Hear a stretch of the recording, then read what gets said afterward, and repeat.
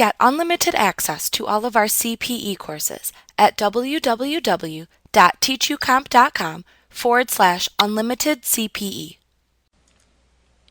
In this lesson, we will look at the costs associated with business use of a motor vehicle.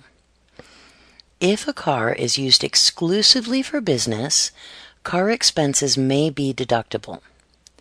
Normal automotive expenses include registration, oil, fuel, tune-ups, and tires.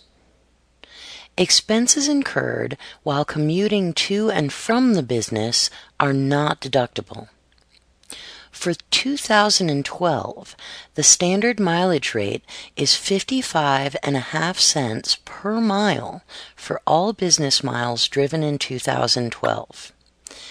If a car is used for both business and personal use, the taxpayer must determine how many miles were driven for business, as only the business use is a deductible expense. Like what you see? Get unlimited access to all of our CPE courses at www.teachucomp.com/unlimited CPE.